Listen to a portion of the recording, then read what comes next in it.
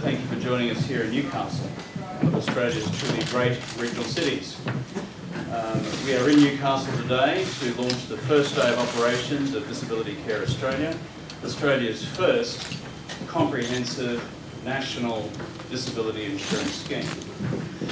And here in Newcastle, it's also my great pleasure to announce the members of my cabinet.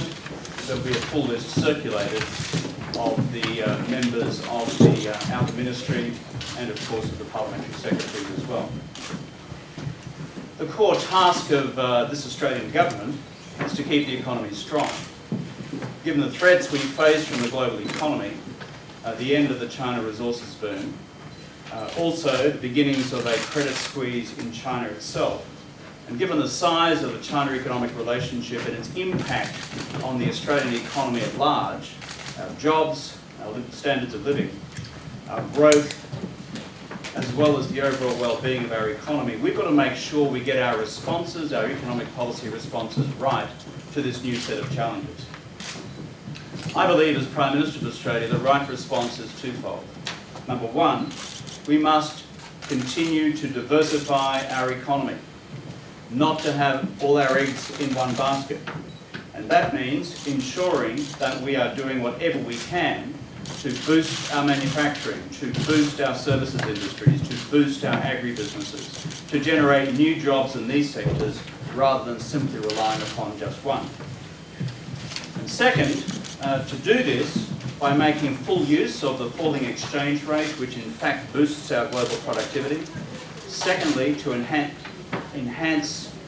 which boosts our global competitiveness, and to enhance our productivity through our investments in skills, in education, in training, in infrastructure, but on top of that again, to bring about a much more productive relationship between business and labour, and to end the days of so-called class warfare.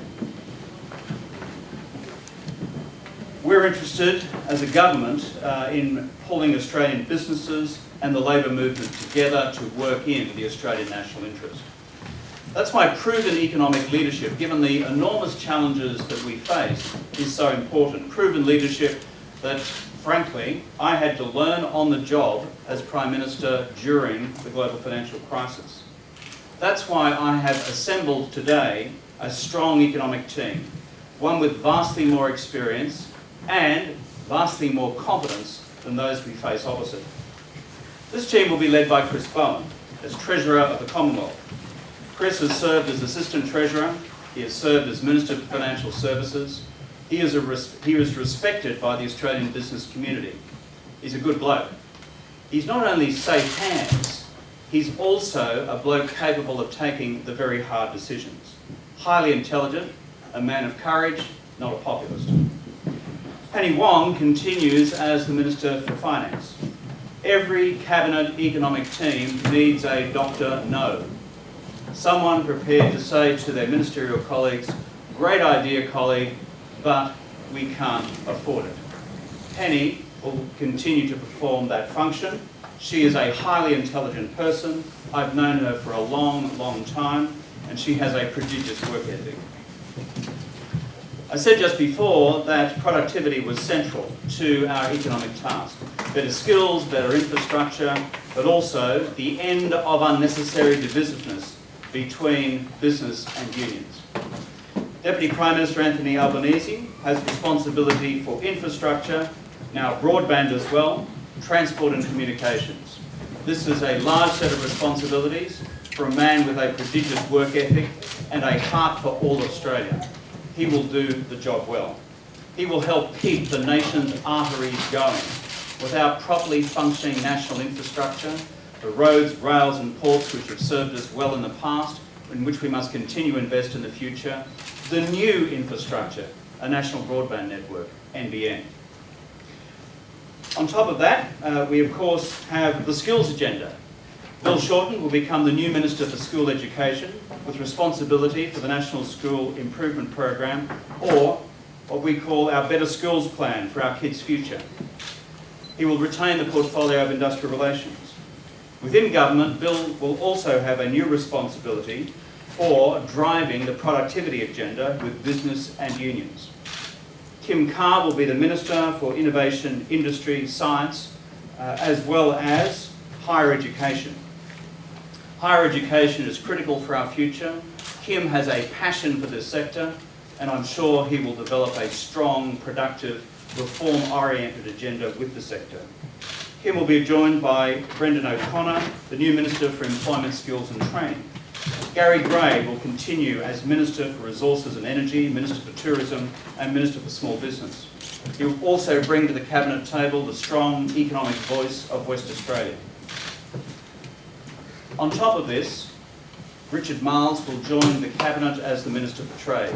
Richard will have his job cut out. We have major free trade agreements to conclude, not least of which is with China. If you look at our economic team, they are drawn from across the breadth of our nation. We have senior economic ministers from Queensland, myself, New South Wales, of course you've got the likes of Albo, and of course Chris Bowen. In Victoria you're going to have Bill Shorten. In South Australia, Penny Wong. Also in the West you'll have Gary Gray, as well as the other ministers I've just mentioned. The voice of all Australian mainland states is going to be at the Cabinet table on the economy. And of course, when it comes to Tasmania, we're going to have our first Cabinet Minister for a long, long time as well. Labor governments have a head, but let me tell you, we also have a heart, and we make no apology for it. That's what makes us different.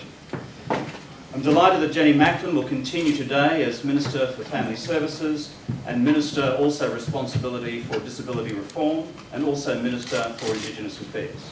She is a person of great experience and a great work ethic.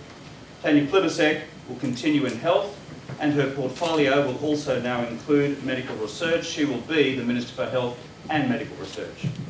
Jacinta Collins joins the Cabinet as the new Minister for Mental Health and Ageing. Julie Collins joins the Cabinet as well.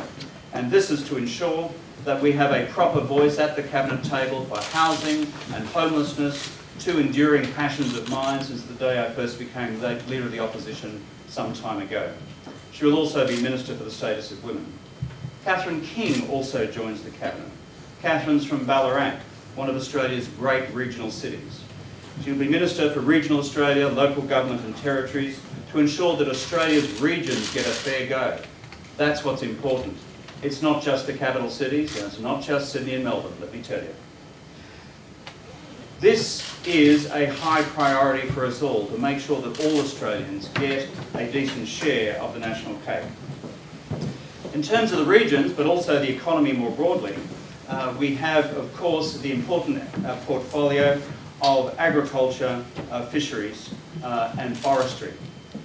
Joel Fitzgibbon, who represents a rural and regional seat of Hunter, will join us as the Minister for Agriculture, Fisheries and Forestry. He'll be responsible for finding new future business opportunities in agribusiness and food production.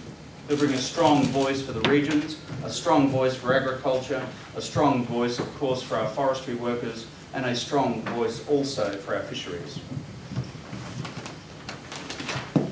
I've spoken about our economic team. I've spoken about the team which is committed to social justice, a team which is committed to the regions, and a team committed to agriculture.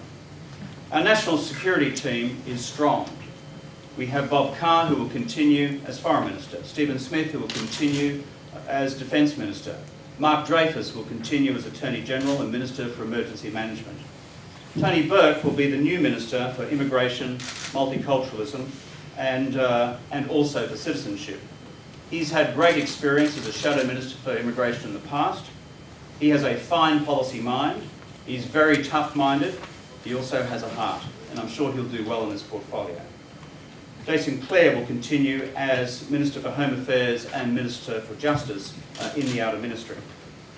On the environment, this is important for all of us. Climate change, our natural ecosystems, our river systems, and of course our marine parks.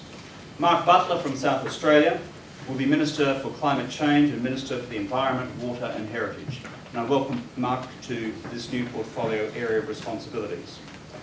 As for the Outer Ministry, the team continues. There is one addition to it, and that is Melissa Park from Western Australia. She will become Australia's first Minister for International Development. Again, the hallmark of this Australian government is that we take seriously our mission to those in Australia who don't have much and those around the world who have nothing at all. and our job in the international community to help those who frankly run a risk of dying tomorrow in the absence of proper vaccinations or emergency food assistance. And Melissa has a passion for this area. As for the parliamentary secretaries, they will continue broadly as in the past. There'll be 3 new additions.